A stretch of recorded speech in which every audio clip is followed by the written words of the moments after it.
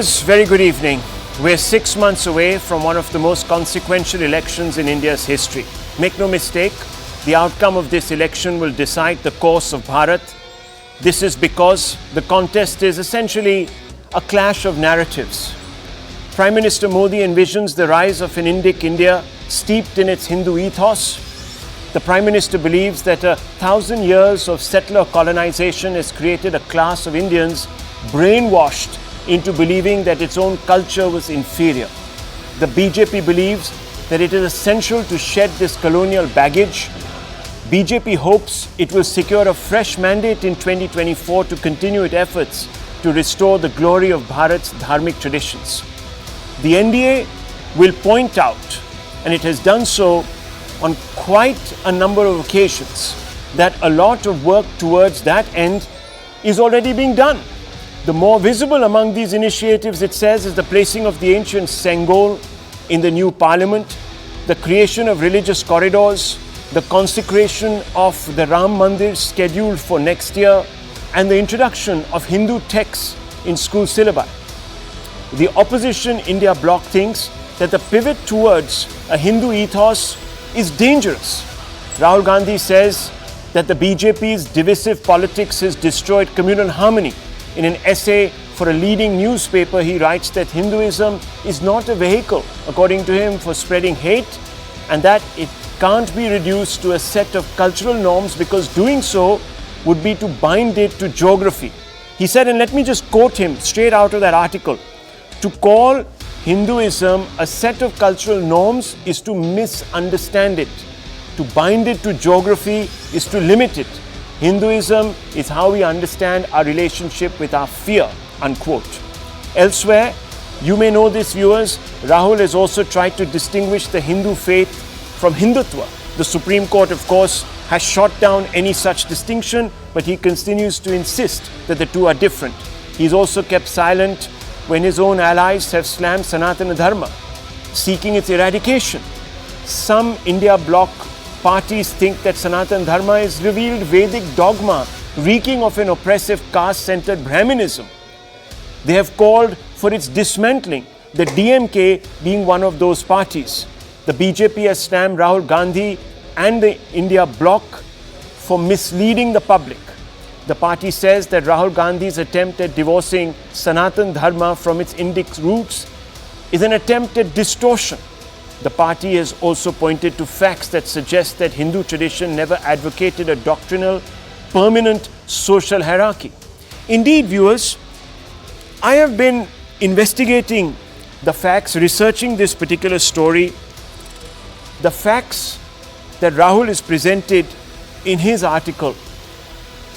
And what I have come up with shows that Rahul Gandhi and some of the Congress party allies may not have been quite right. They may not have got it absolutely spot on. And I think that bears to be revealed. Hindu Dharma is a universal philosophy that doesn't discriminate, and nor does it promote an us versus them worldview. There is no concept of the kafir in the Hindu tradition. While taking on casteism is necessary, and we must all do so, it is an evil. Remember, caste is an evil. But to use the evil of caste to demonize Sanatan Dharma reeks of prejudice and mendacity. Hindu Dharma is rooted to Indian civilization and is not inherently intolerant, iniquitous. Now, here are some hard facts that I have been able to pull out for you, viewers. And remember why I present these hard facts to you. I present them so that you get closer to the truth, that you have greater information, so that you can make an unapologetic, qualified judgment of your own on what people are saying and on the leading issues of this country. So here are some of the hard facts that have been ignored by the Congress and the India bloc. Let me take you through them. They're on your screens. Remember, viewers, the Annie Besant, a big friend of the Congress. Back in the day, freedom fighter. Sanatan Dharma, she says, was so perfect, so scientific, so philosophical, so spiritual. She said, there can be no India without Hinduism. Rahul Gandhi, remember, told us, viewers, that you can't reduce Hinduism to a geographical limit. Here is Annie Besant saying that there can be no India without Hinduism. Viewers, birth-based division or codified hierarchy was not accepted in ancient times in the Hindu tradition. Sankara Digvijaya by Madhavacharya makes knowledge, not caste, the basis for social organization. And he was quoting the Vedas. Vana Parva of Mahabharata states, quote, "A man is not a Shudra by being born a Shudra and nor a Brahmin by being born a Brahmin," unquote. Evil of birth-based casteism is a distortion of the Varna system. Absolutely, viewers, a distortion of the Varna system which was not built on a tradition of hierarchy. Several reform movements within the Hindu fold worked to eradicate hierarchical casteism. Veer Savarkar of the Hindu Mahasabha was an ardent critic of hierarchical casteism and fought it. Hindutva is his pronouncement. So how can Hindutva, viewers, be discriminatory when Mr. Savarkar himself wanted to eradicate hierarchical casteism? Gandhiji himself, and today is of course Gandhi Jayanti, called himself a proud Sanatani Hindu. He called caste a monster, a distortion. He made a distinction. And therefore, viewers, tonight I am putting the facts out there so you know that a political project has been launched to discredit Sanatan Dharma and those who have espoused the concept of it. Now, viewers, before we go on to some of our guests this evening, I want to talk one-on-one to Mr. S. Gurumurthy. He's the Indic Ideologue, very well known, editor of the Tamil magazine Tughlaq. He will join us in just a few moments and in his own words prove how Sanatan Dharma, viewers, Sanatan Dharma is the eternal truth and how the India bloc is misleading the public. This is all according to him. Let's go straight across to Mr. Gurumurthy. Viewers, let's go straight across to Mr. S. Gurumurthy. He needs no introduction. He has been, of course, at the forefront of trying to correct the misinformation that he claims is being spread about Sanatan Dharma. Wonderful to see you, sir. Always a pleasure to speak to you. Thank you for speaking to me on the Hard Facts and on News 18.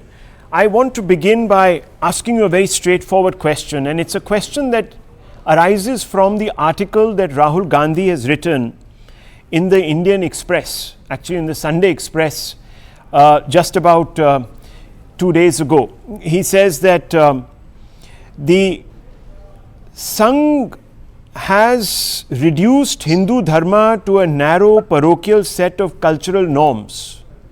Basically, he's suggesting that the Hindu philosophy, its cultural sort of interpretation to be extremely Indic, etc., is perhaps doing an injustice to it. It's misleading. How do you respond to that, sir?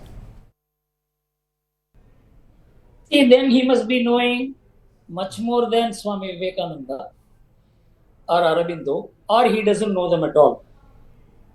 And he must be knowing much more than Pandit Jawaharlal Nehru himself, or he doesn't know Nehru at all. Swami Vivekananda defined India as a Hindu nation. And he also explained our nationalism as Hindu nationalism. And Aurobindo said it is Hindu nationalism and Sanatana Dharma. And if Sanatana Dharma survives, Hindu nation will survive. If Sanatana Dharma doesn't survive, Hindu nation will not survive. You see, there is a confluence of the territory, the people, and their culture and value systems. This constitutes what we call as the nationalism. And Jawaharlal Nehru, in Glimpses of World History in 1935, he said that it is very difficult to draw a line between Bharat and its nationalism, because Bharat is the only country of Hindus. You cannot have people without territory, and you cannot have territory without people. The connection between the territory and the people is what is making a nation. Nehru recognized it and said that it is very difficult to draw a line between Bharat and its nationalism. And he went one step further. He said he accepts Swami Vivekananda's concept of Hindu nationalism, which he very powerfully articulated. And he said there is nothing which is against anybody in that concept. So Rahul hasn't read any of these things. So he is now propounding a new theory on the map of India, on the history of India, on the culture of India, about which great people like Swami Vivekananda, Aurobindo, and even his own great grandfather have written. How to answer a man who is so unaware of things?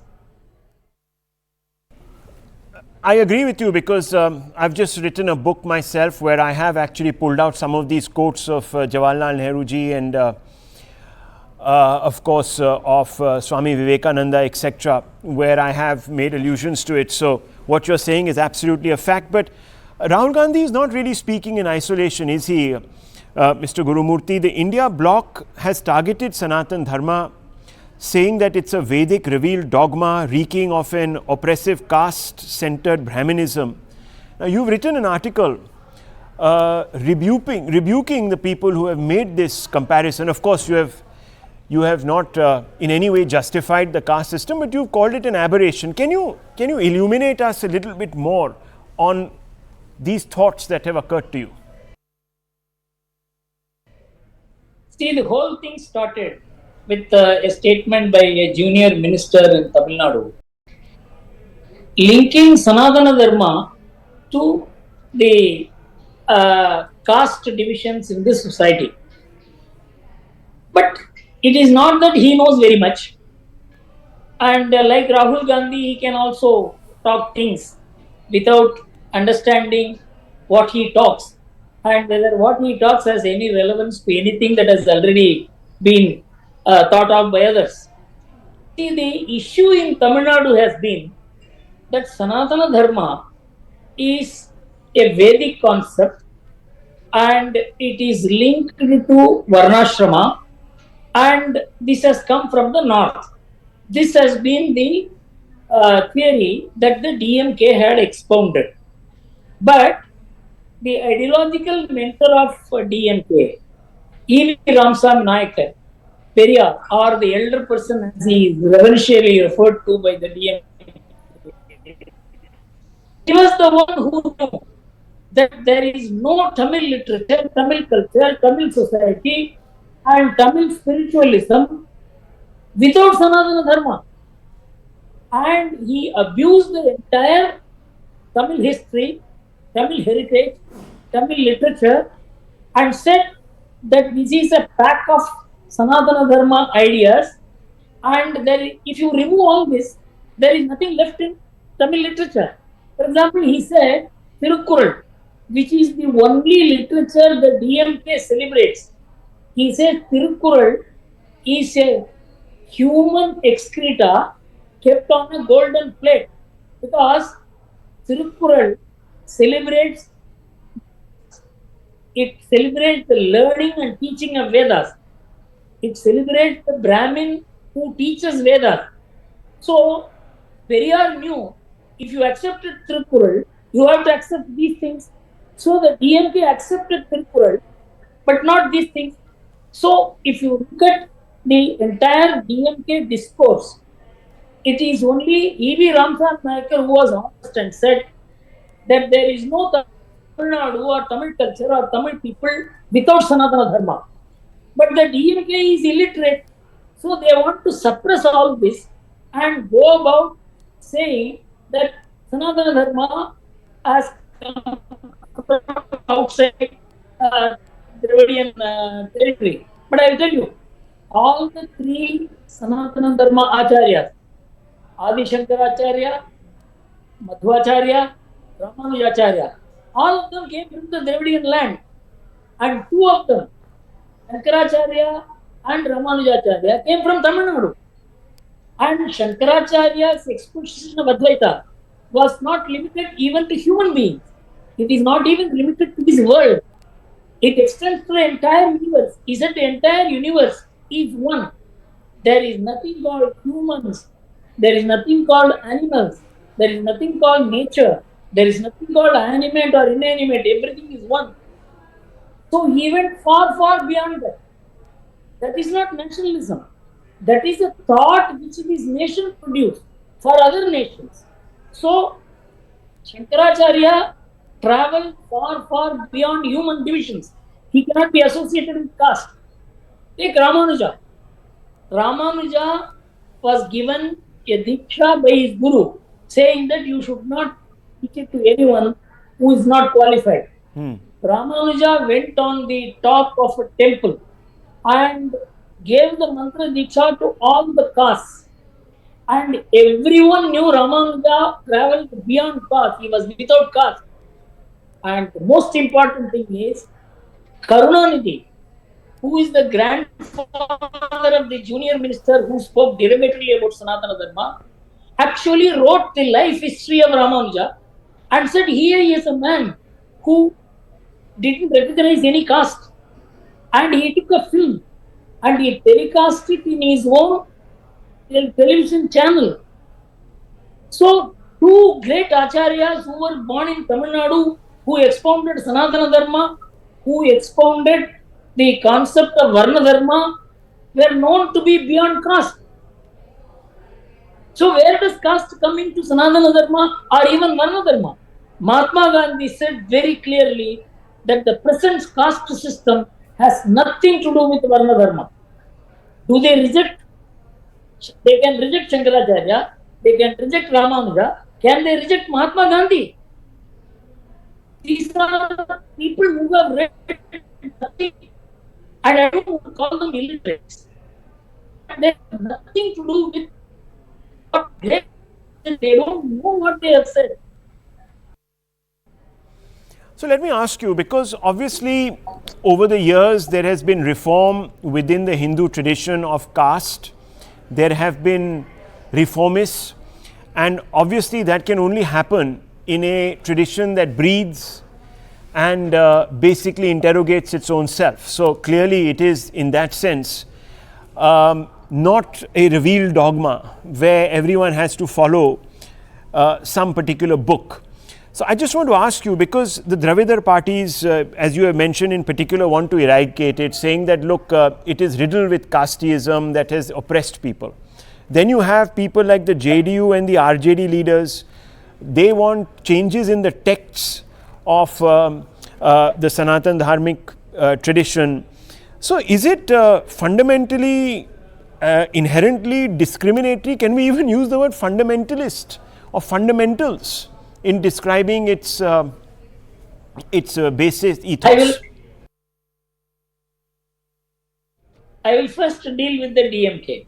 Right. The DMK is in a huge problem because DMK is wedded to Tamil literature, ancient Tamil scholars, and they can't, if they give it up, and their ideological base is gone. But E.V. Ramsam Naikar, who expounded the Dravidian ideology, which is guiding them on the other side, because DMK is riding two horses, Tamil and Dravidian. And the Dravidian ideologue or ideological mentor said the entire Tamil is a bunch of Sanatana Dharma nonsense. And I will take, as I told you about Tiruppural, I will tell you about Tolkappiyam, which is the only textbook of Tamil grammar. Minus that, there is no Tamil grammar at all. And there is no explanation for the Tamil way of life, ancient Tamil way of life, other than Tolkappiyam. Tolkappiyam explains two things. One, that Tolkappiyam was presented in the Sabha of the Pandya king. After it was got approved from one Adamgod to Assam, a 4 Vedic scholar from the village of Adamgodu, the Tolkappiyam, the author of Tolkappiyam, goes to him and says, is this correct? He says this is correct according to the Panini's grammar principles. So, the entire Tamil grammar is dependent on the four Vedic, the Chaturvedi scholar approving it. This is the first point. The second point is the Tolkappiyam says the Tamil society was divided into four varnas. It says it is Arasar, Andanar, Vaishyar, and Velalar, which is the same as the king, the Brahman, the Vaishya, and the Sudra. And it also says this is what they can wear, this is what they should not wear, this is their rights and privileges. And this is Varna Dharma. This is Tamil, ancient Tamil literature. So E.V. Ramaswamy Nayakar said this should be burnt. Then I will come to Silappatikaram. This is a book, this is a Jain written by a Jain monk. And the most favorite book of Karunanidhi. In that, Kannagi, whose husband was given a capital punishment wrongly by the Pandya king, she comes and challenges the king and proves that her husband was wrongly killed. And the story is that she pinched one of her breasts and stoked fire out of it and burnt the entire Madurai city. But she made a point. She gave a warning to the fire which she generated. Don't burn the Brahmins, women, children, and cow. This is Sanatana Dharma. So E.V. Ramaswamy Nayakar said, what is this nonsense? So if you look at the Tamil past, heritage, literature, there is nothing other than Sanatana Dharma in this. So the DMK is in a very serious embarrassment. They cannot look to the past because E.V. Ramaswamy Nayakar said, if you look to the past, it is Sanatana Dharma. So the entire country had only one way of life. And this has been changing from time to time. Because in the Hindu philosophy, there are two distinct set of literature. One is Shruti and another is Smriti. Smriti changes from time to time. That is why Bal Gangadhara Tilak said how the Varna arises. He said, Chatur Varna Maya Srishtam Guna Karma Vibhakashaga. This is what Krishna had said. That this Chatur Varna system comes out of quality and karma by work. Tilak said there is no Janma in it. So it cannot be by birth. Tilak's interpretation was very largely accepted by many. Mahatma Gandhi said no. Varna Dharma has no meaning unless it is by birth. You had freedom for both. Gandhi had also the freedom to say that, and Tilak had also the freedom to say that. No one can say Tilak is wrong or right, or Gandhi is wrong or right. What do these people know about these high minds which have gone into what is Sanatana Dharma and have taken two totally contrary different views? Yes. Thank you very much, Mr. Gurumurthy, for putting your view forward in a extremely explanatory and well-researched way, because that's really the show's focus. It's called the hard facts. I interrogate the hard facts, I put out the hard facts, and let's hope we can start changing the narrative that is being built. Thank you very much, Mr. Gurumurthy. There is nothing called easy facts. Facts are hard. Absolutely. They're always hard, especially when they confront the propagandists. Thank you very much. Thank you. Thank you. Thank you. Viewers, we've heard Mr. Gurumurthy then. Let's open this up. Let's take the hard facts to our panel now and get a sense of how this is going to go down in a debate format. And Dr. Ranganathan, good to see you back. Is the recent attack on Hindu Dharma part of a political project, or is it a robust and honest critique? How do you see it? It's been absolutely wonderful to have you back on TV, and we absolutely look forward to every evening you reflecting on hard facts, as you say. So thank you so much, and congratulations for returning. Thank you. As I see it, there are 4 issues out here, Rahul, because and all of them are intertwined, and all of them are related to browbeat and denigrate Hindus and Hinduism. Let's be very honest about it, because we're dealing with hard facts out here. Number one, Rahul, if you ask me the textbook definition of a banana republic, I would say that it is a republic where the Supreme Court stays silent on blatant violation of its own order. It has been exactly a month, in fact, since Uday Stalin wanted to eradicate Sanatan Dharma, a month since the Tamil Nadu government has been in direct contempt of the Supreme Court order of April that said states should immediately file cases in instances of hate speech. And yet, nothing has been done either by the state or the Supreme Court. So I can only infer that eradication of Hinduism, comparing it to dreadful, incurable diseases, calling it a menace upon the world, is not construed as hate speech by the Supreme Court. In which case, it begs the question, why did it then so ruthlessly come down on Nupur for merely quoting holy texts and infer it to be hate speech? Number two, it is not enough that we merely oppose Judaism. We should eradicate Judaism like we eradicate malaria and corona. Now, I ask all those supporting Stalin as well as the Supreme Court, is this statement not anti-Semitic? In fact, you'd be arrested in 16 nations for saying this. But replace Judaism with Sanatan Dharma and you not only escape arrest, you celebrate the bigotry unabashedly. Uday Stalin uttered, Rahul, a shockingly anti-Hindu, anti-Hinduism statement, and his subsequent clarification was also utterly devoid of truth. Rahul, I personally do not believe in caste. No scientist can or should. In fact, I have said this before.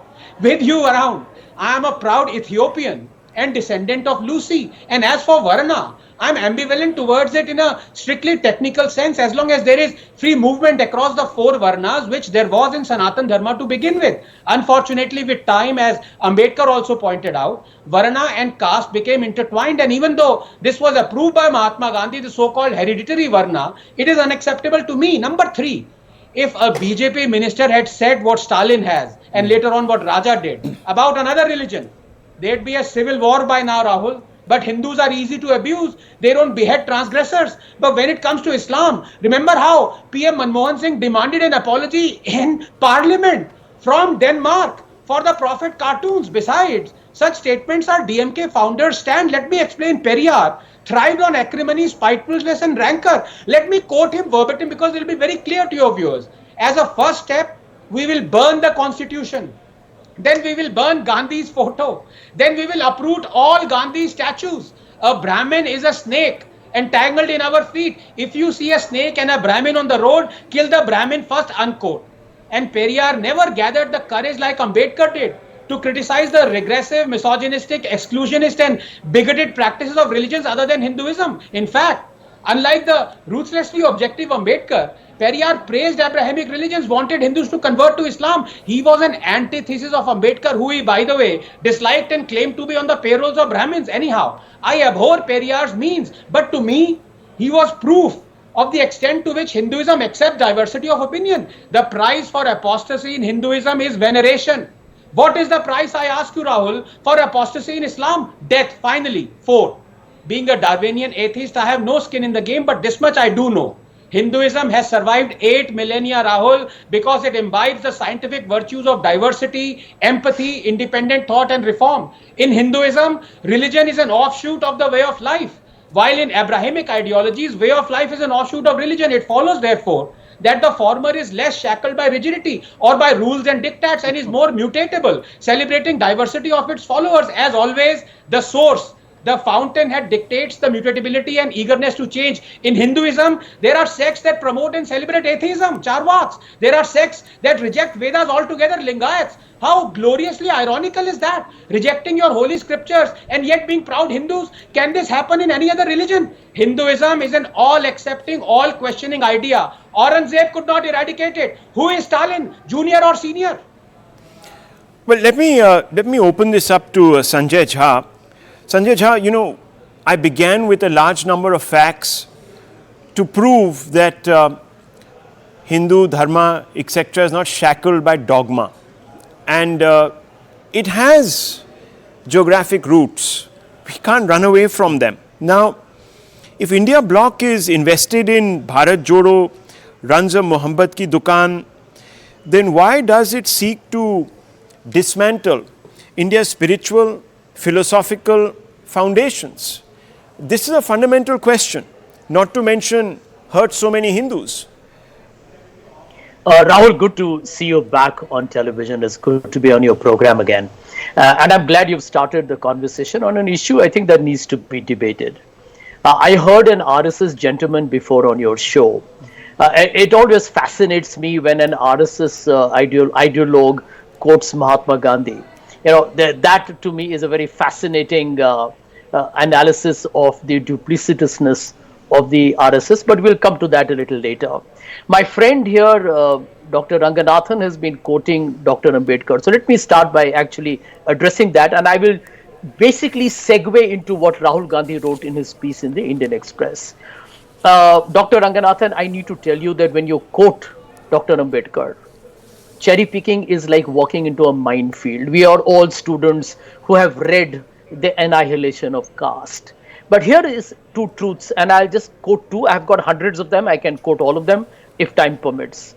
When Dr. Ambedkar resigned as a law minister, and we all know who were the people who were opposing the Hindu Code Bill, amongst one of the things he said, and that is, Rahul, the problem that Hinduism has inherently is the caste structure.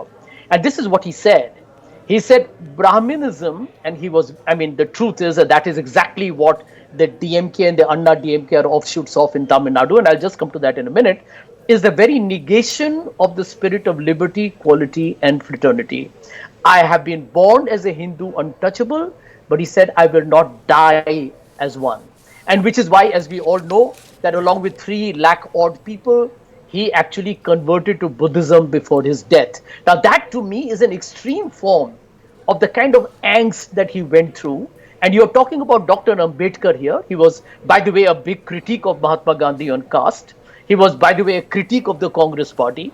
So he's a bipartisan individual here, but someone who had a holistic view. He was a student of India's caste structures and Hinduism in particular. And that is the point I wish to make. That the RSS gentleman who came on your show, you should have asked him one political question. Why is the Anna DMK never took a position against Stalin Jr.? Number 2, Anna DMK has broken its alliance with the BJP. Because Anna DMK is aware that what the BJP is doing is conflating a statement made probably in poor taste, and that can be a separate conversation altogether. Nobody will approve of any kind of language which uses an allegory or an analogy which can be deemed by many people to be in poor taste. But the issue in Tamil Nadu has always been ideologically about the Ambedkar movement, the Periyar Ramaswamy's views.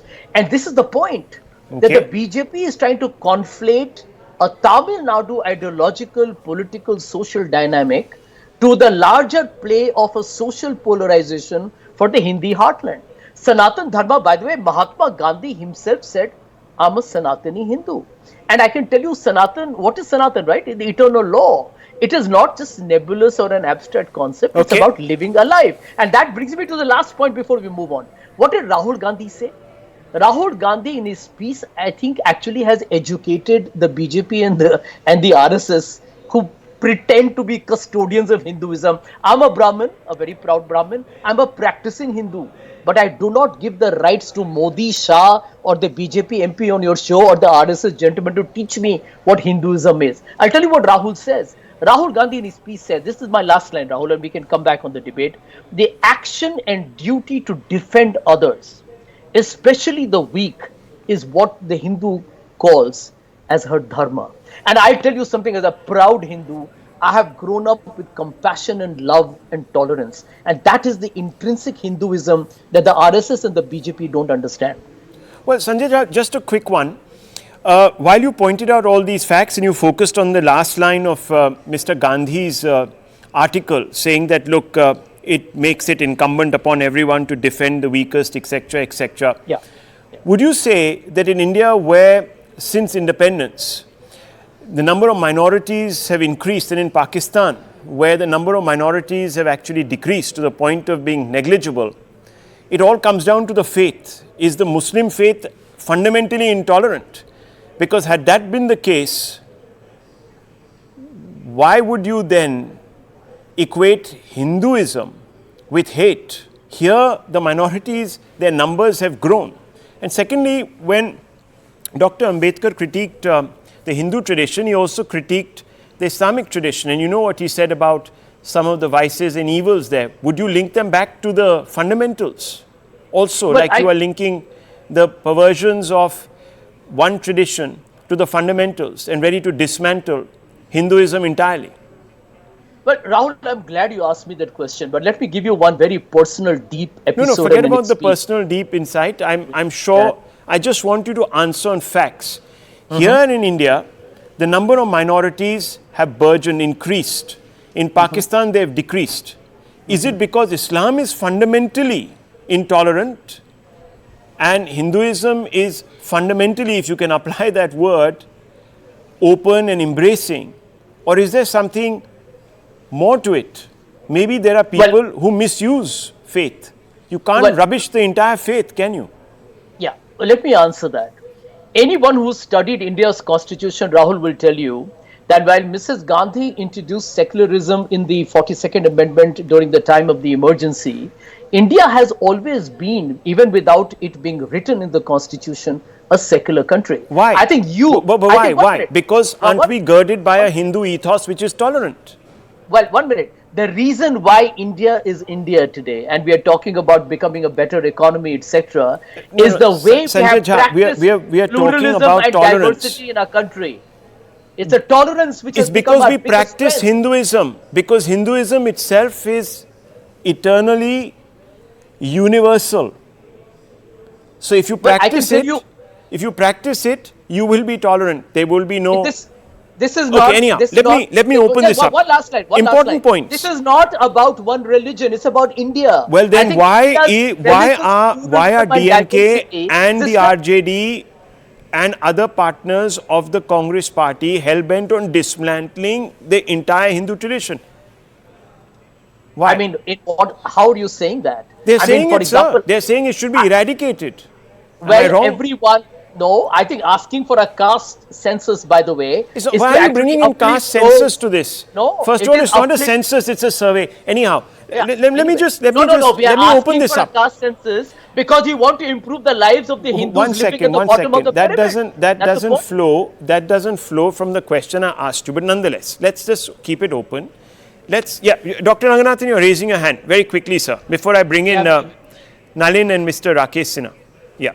Very, very quickly, on a lighter note, Rahul, your platform may have changed, but the train hasn't. Jha Express still comes, bereft of all facts. And I'm sorry to say that, even though Sanjay is a good friend, I never quoted Ambedkar. I never cherry-picked him, so the question doesn't arise.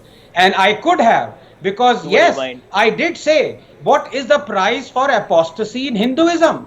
And Ambedkar said, I am born a Hindu, I will not die a Hindu. He was an apostate. But the price in Hinduism was Bharat Ratna. I said the price for apostasy in Islam is beheading, is death. And here, when he is talking about Mahatma Gandhi, let me quote Mahatma Gandhi directly. Sanjay, please don't interrupt. I will interrupt. Okay, gentlemen, let's I get the thrust, and that's why I asked that fundamental question. Let me just end by quoting Mahatma Gandhi on his birth anniversary, because this would be very clear to what Sanjay is saying.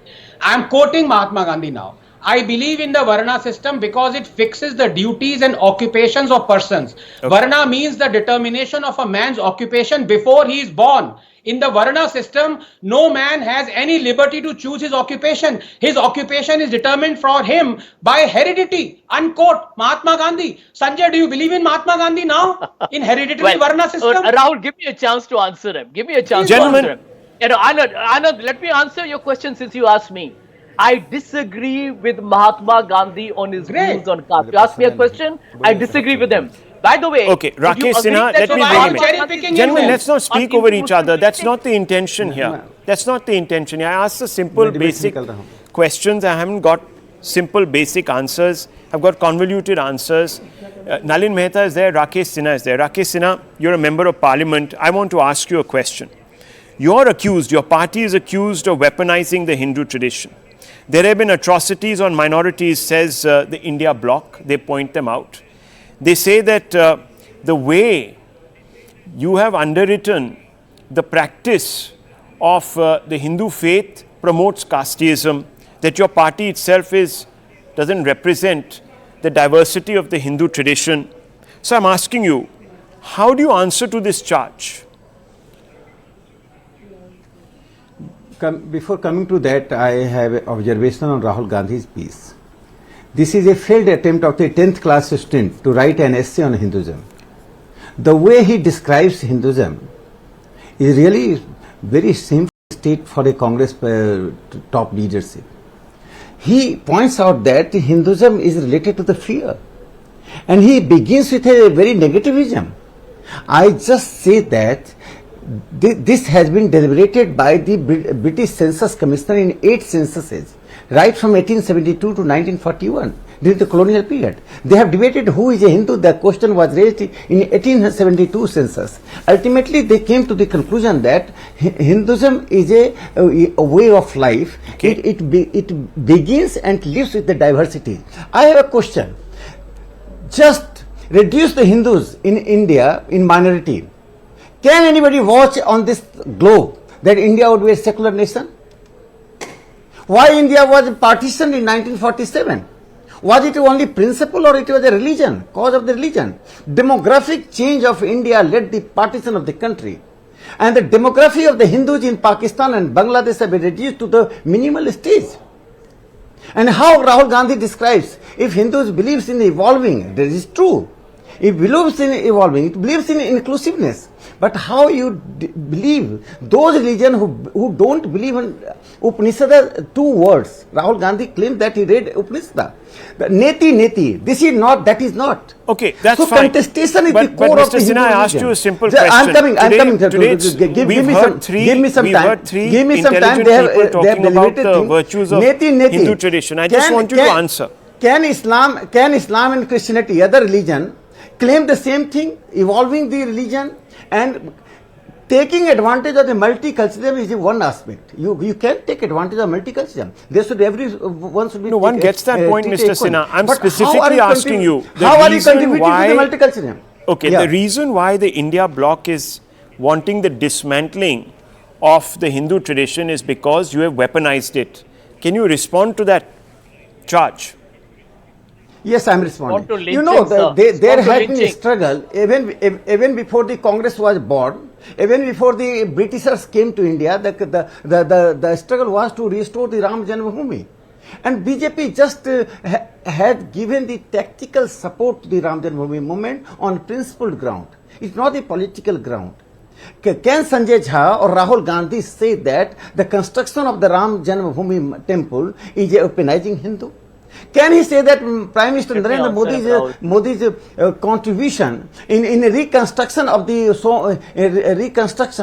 No, they are talking about atrocities in specific against Hindu minorities. And where are they coming from? I am coming. Prime Minister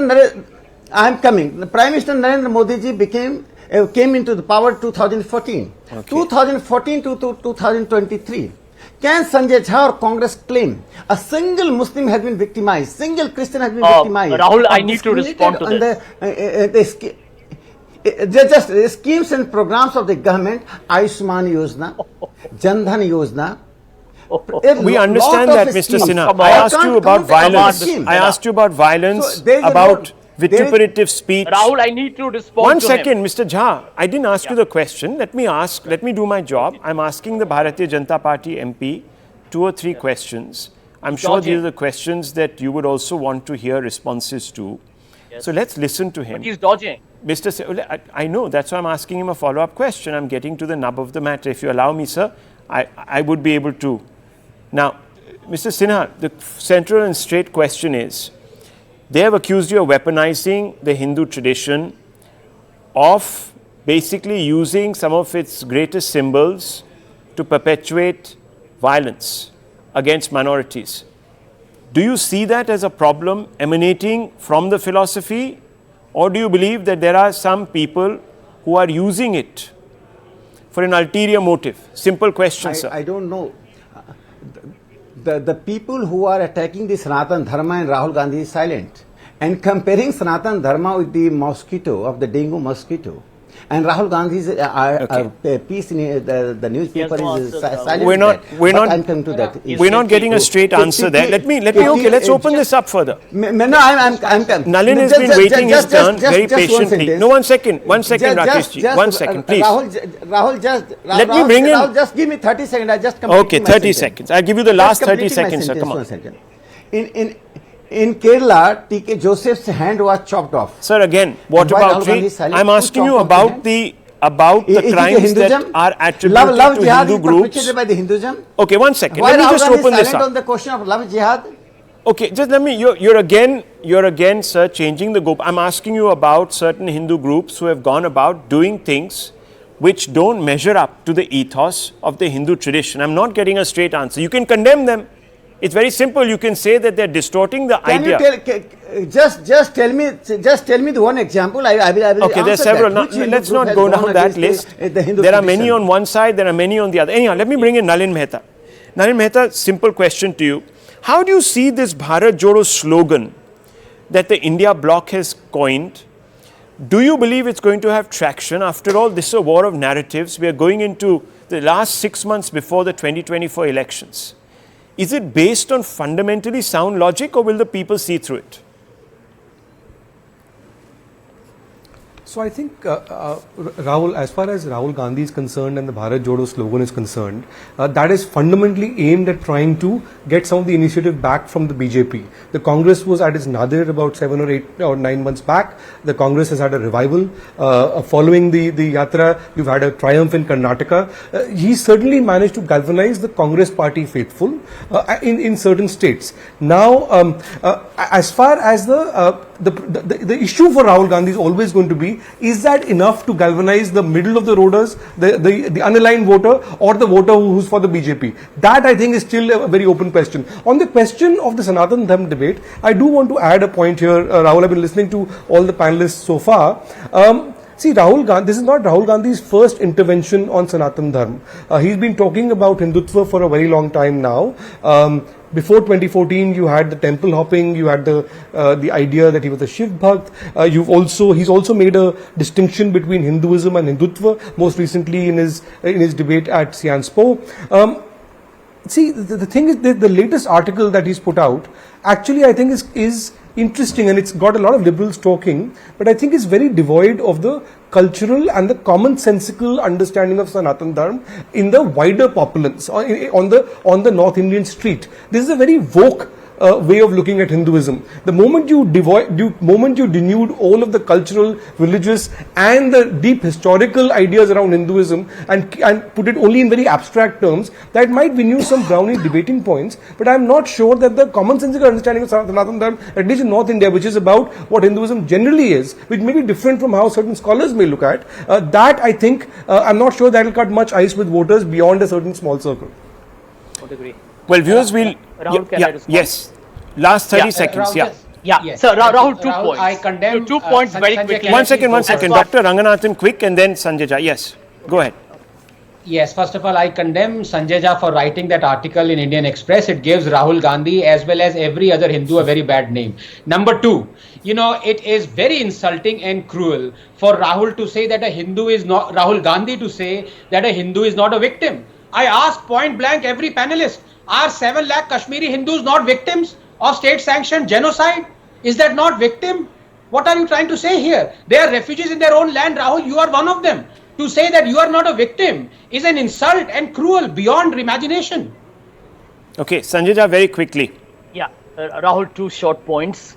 I don't think Mr. Sinha or Dr. Ranganathan can answer it.